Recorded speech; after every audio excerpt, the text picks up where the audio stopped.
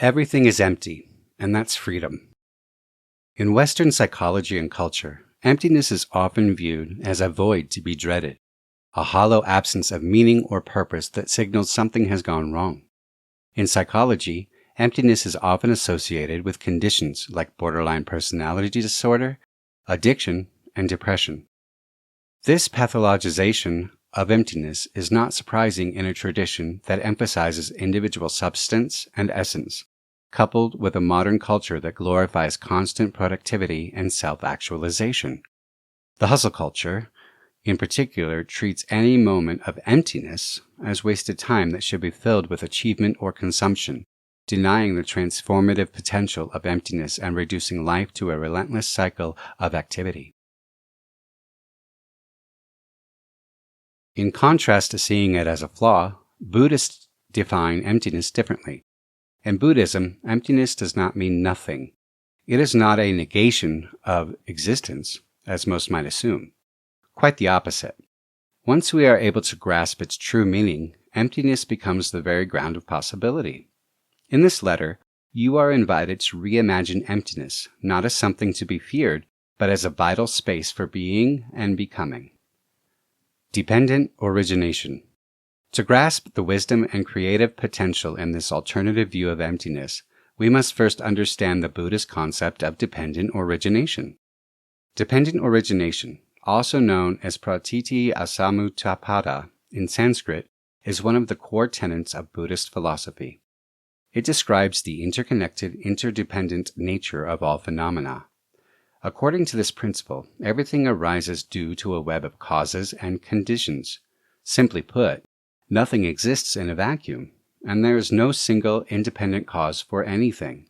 Instead, every event, object, or experience is the result of a vast and intricate network of interdependent factors. Let's begin with a simple example: a tree. A seed cannot become a tree on its own. It must wait for multiple factors to align for its transformation to happen. The soil must be rich, the rain generous, the sunlight just right. Without this quiet conspiracy of elements, the seed remains dormant. This is the nature of reality. Nothing arises in isolation. Everything depends on a web of connections, often invisible, but always present. Now, consider something even more ordinary: a morning cup of coffee. It might feel like a ritual you have created out of your own agency, but through the lens of dependent origination, we see that many precious conditions must orchestrate themselves just for that one moment to exist. Your coffee beans were perhaps grown in distant lands, nurtured by farmers who relied on rain, sun, and fertile soil.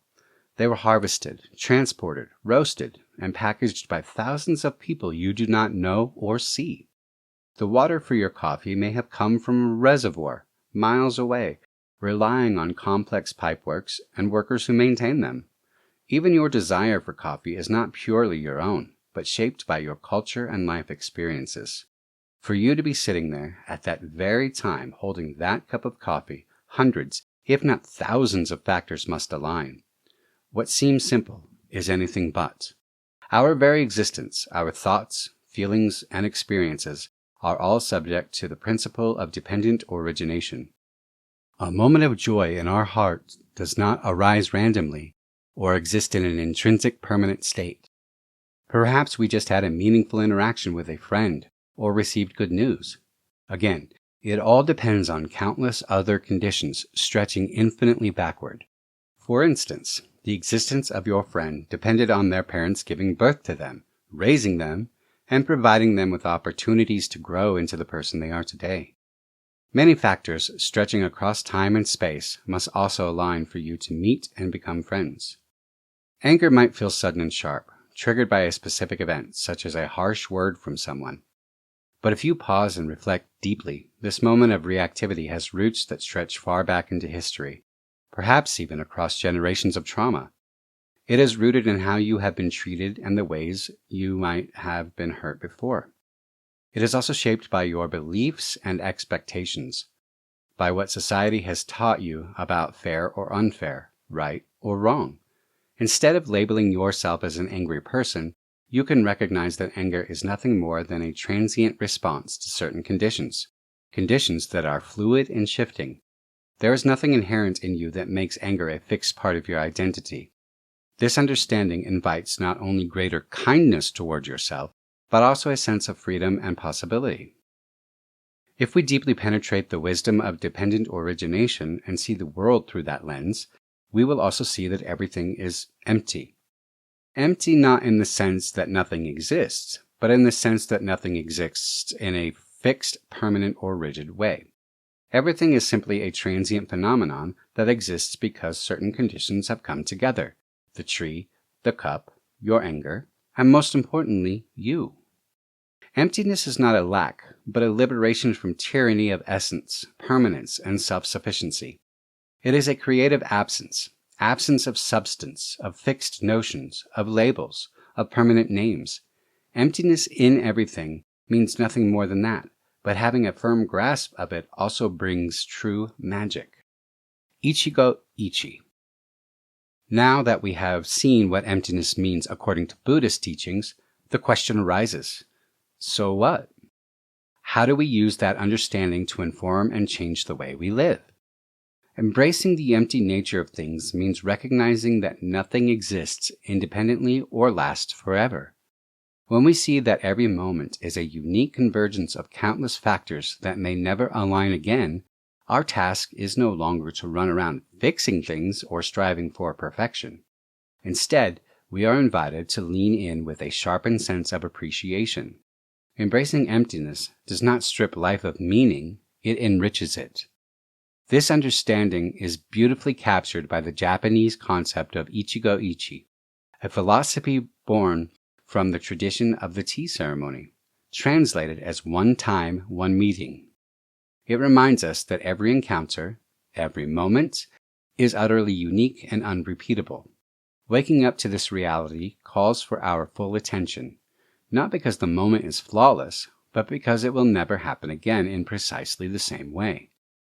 The morning exchange with your barista, the evening meal with family, the solitary walk under the trees, none of these moments are mundane. They are all once-in-a-lifetime experiences, never to be repeated. When you witness a beautiful sunset, pause to consider that this exact interplay of light, cloud, and color will never repeat itself in the same way again. The beauty of the moment lies not in its permanence, but in its fleeting, fragile existence. When we embrace this perspective, we soften into life's messiness. We can train our hearts and minds to hold each moment, each encounter, as a gift, not because it is flawless, but because it will never come again. Surrendering to what life is does not mean passivity. It is a fierce assertion of our will to be joyful and free. At the end, we may find that we are able to love more fiercely because we know we cannot hold on forever. Illusion of self. We must now turn to another gift offered by this understanding of emptiness, the ability to let go of the illusion of self. Much like everything else in existence, what we perceive as I is also empty. This means there is no fixed, unchanging, or permanent I at the center of our being. In truth, we are nothing more than a fluid, ever-shifting composition of physical and mental processes, constantly in motion and never truly static. At first, it might sound bleak, perhaps even nihilistic, to hear that the self is empty. Yet emptiness is not a void, it is an opening. When we cling to the illusion of a fixed self, we create suffering for ourselves and others. For one, the belief in a solid, independent self fuels a constant drive to protect and enhance what we perceive as me. We accumulate possessions, believing they will add to our sense of self-worth and security. We become overly attached to others, hoping they will distract us from the inner void. We chase achievements, hoping our curriculum vitae will tell the story of who we are. We even cling to ideas as if they were extensions of ourselves, defending them fiercely when challenged. We attach to our identities parent, partner, professional, artist, as though losing one of these roles would diminish our very being. We end up living in constant fear of losing things. When our seemingly solid ground is shaken, so is our sense of self and our entire meaning of life. The belief in an independent self creates an exhausting cycle of craving and fear, We scramble to accumulate, to hold on to things, to control others' reactions to us. We cling to fleeting emotions, grasping at joy while pushing away sadness, as though these passing states could define who we are. This endless push and pull, grasping at what we want, avoiding what we fear, traps us in a cycle of craving and dissatisfaction. Emptiness of self offers us a doorway to a different path. When we let go of the need to defend and define a fixed self, criticism no longer feels like an attack. Failure no longer feels like a permanent stain, and loss no longer feels like the end of who we are. When we pierce through the illusion of self, we stop needing every moment to construct an identity or reinforce a narrative. We stop fearing change and instead learn to flow with it. To live with this understanding is to live with a quiet reverence for life, something spiritual, something far larger than the ego. Life is no longer an object we must control or manage. It becomes something we cherish, observe, and hold gently with humility and awe. Embracing both wings. At the heart of Buddhist wisdom is the invitation to hold two pieces of wisdom simultaneously, to cherish every moment with our whole heart while remaining unattached. This is the essence of Yukanshi Shinkan, the understanding that all things arise in dependence on one another, and by their nature are empty of any fixed or intrinsic existence. Practicing this balance does not ask us to hold two contradictory ideas in tension. Instead, it points to a deeper truth. Genuine appreciation becomes possible precisely because of impermanence and emptiness. Consider how this understanding manifests in relationships. When we hold someone close while remembering that both their existence and ours are impermanent and ever-changing, our love becomes lighter, freer, and actually more real. We no longer bind them with expectations of who they should be, nor do we love them out of fear of losing them, fear of being alone, or fear of change. Instead, we meet them as they are, in this moment, with all their imperfections and beauty. Far from making love feel nihilistic, a firm grasp of emptiness enriches it. This perspective extends to the simple joys of life.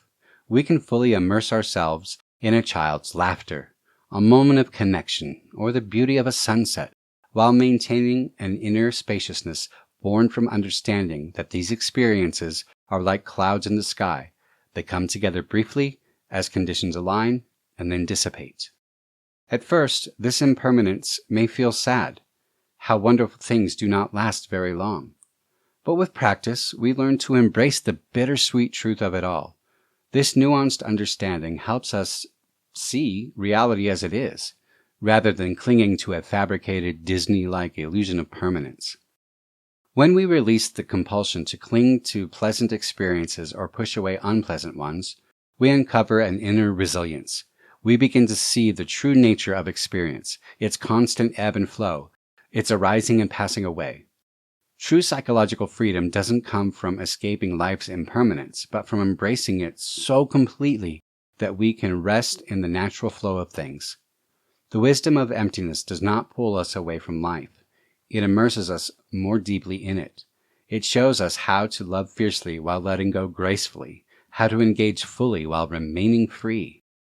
In practice, this might mean savoring a meal without lamenting the taste once it's gone.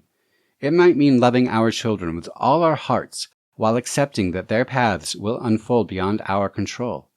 It might mean dedicating ourselves to meaningful work while staying unattached to whether it succeeds or fails. In this way, emptiness is not a void to fear, but a liberation. It invites us to meet life with both tenderness and courage, knowing that while our time here is fleeting, it is also rich with potential. By embracing this truth, we do not fall into despair. Instead, we uncover the ability to live more deeply, to love more fully, and to face life with the wisdom and compassion it calls for.